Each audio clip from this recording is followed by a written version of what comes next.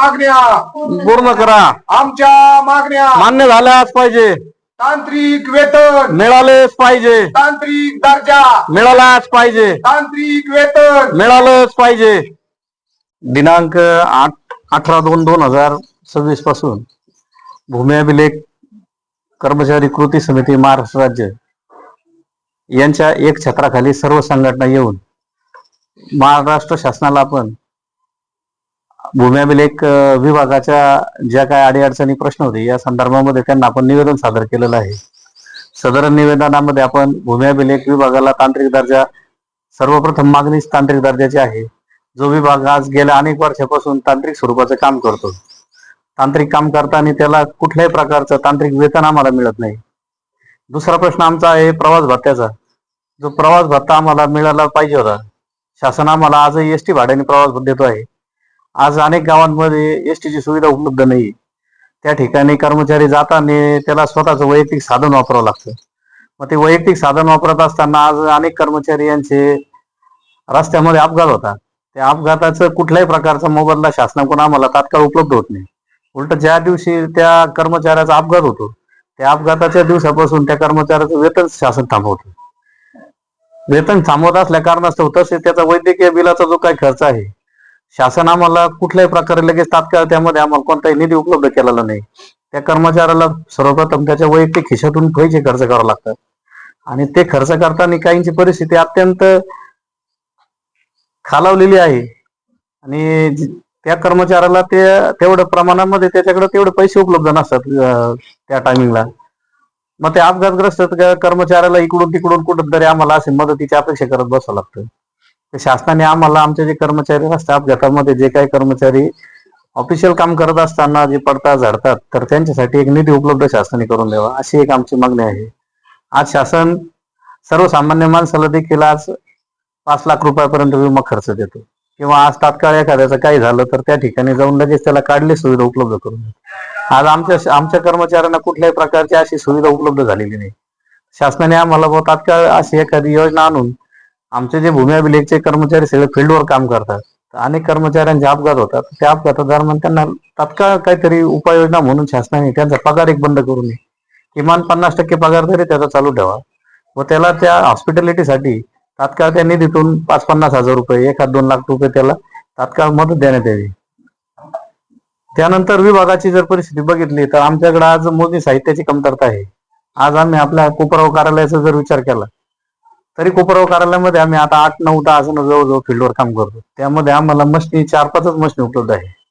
मग प्रत्येक गावामध्ये जायला त्या आता दोन्ही कर्मचाऱ्यांची एकाच ठिकाणी मोजणी असते, काहींची मोजणी एका गावात दुसऱ्या गावामध्ये असते.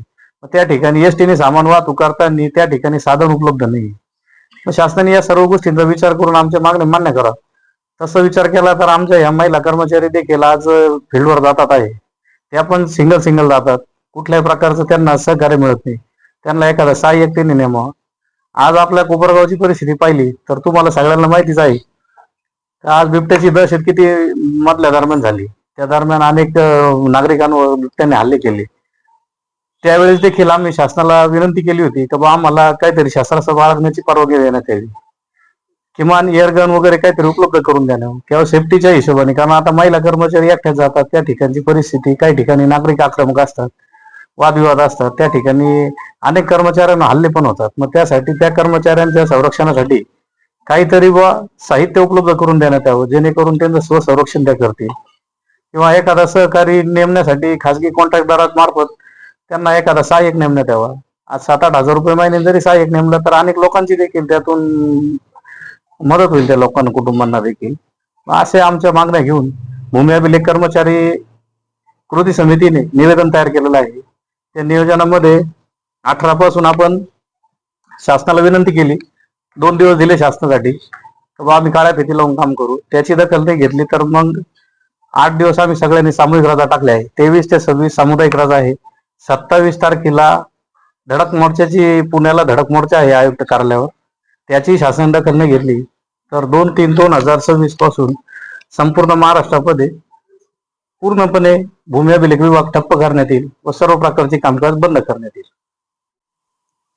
महाराष्ट्र राज्य भूमी अभिलेख कर्मचारी कृती समितीच्या माध्यमातून गेल्या 18 तारखेपासून आम्ही या ठिकाणी संप या ठिकाणी पुकारलेला आहे आणि त्या संपाच्या दुसऱ्या टप्प्याच्या रूपरेषेमध्ये आम्ही भूमी अभिलेख कर्मचारी सामूहिक रजा आंदोलन या ठिकाणी पुकारलेलं आहे आणि त्या अनुषंगाने आज आम्ही या ठिकाणी धरणे आंदोलन आणि कार्यालयाच्या गेटवरती आम्ही या ठिकाणी मागण्यांच्या बाबतीमध्ये आमचा निवेदन या ठिकाणी तुमच्या समोर या वृत्तवाहिनीच्या मार्फत मांडत आहोत. खरं पाहता भूमी अभिलेख गेल्या 40 वर्षापासून तांत्रिक वेतनाची मागणी करत आलेला आहे, परंतु धोरणकर्त्यांनी वारंवार त्याच्याकडे दुर्लक्ष केलेलं आहे. कर्मचारी हा गेल्या अनेक वर्षापासून आमच्या कर्मचारी संघटनेची मागणी आहे की भूमी अभिलेखला तांत्रिक दर्जा द्या.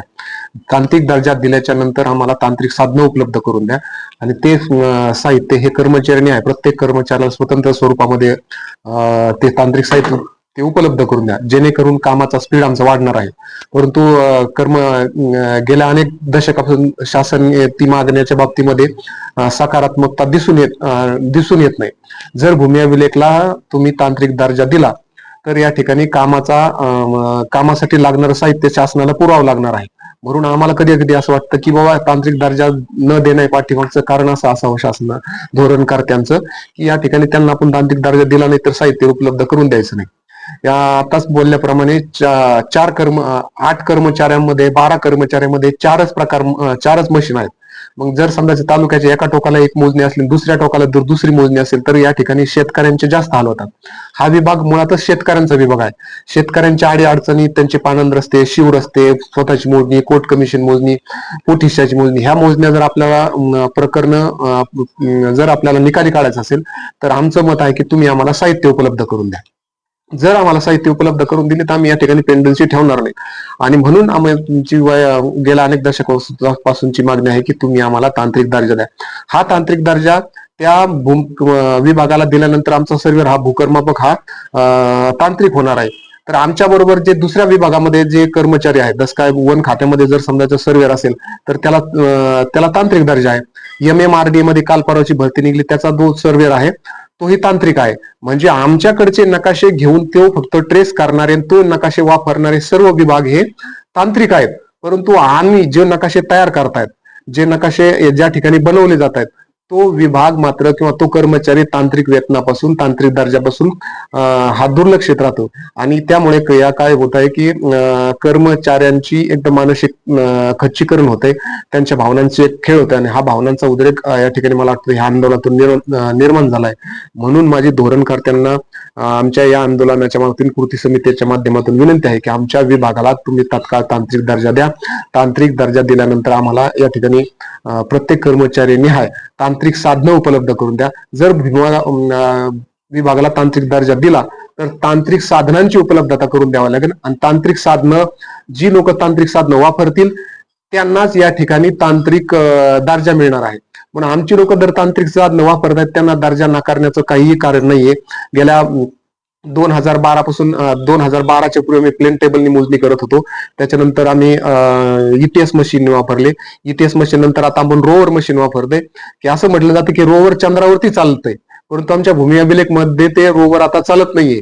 म्हणजे अशी प्रकारची गरज झालेली आहे. म्हणून आमची शासनाला जे मागण्यांचं निवेदन आमच्या कृती समितीने दिलेलं आहे त्या कृती समितीच्या निवेदनाचा शासनाने सकारात्मक विचार करून ह्या शेतकऱ्यांच्या डिपार्टमेंटला तुम्ही या ठिकाणी न्याय द्या आणि त्या माध्यमातून आमचं या ठिकाणी अडचणी सोडण्याचं निवेदन आम्ही शासनाला दिलेलं आहे आणि तो लवकरात लवकर आमच्या अडचणी, खऱ्या तर आमच्या अडचणी म्हणण्यापेक्षा शेतकऱ्यांच्या अडचणी दूर करा आणि आमच्या आंदोलनाच्या बाबतीत शासनाने सकारात्मक पाऊल उचलावं.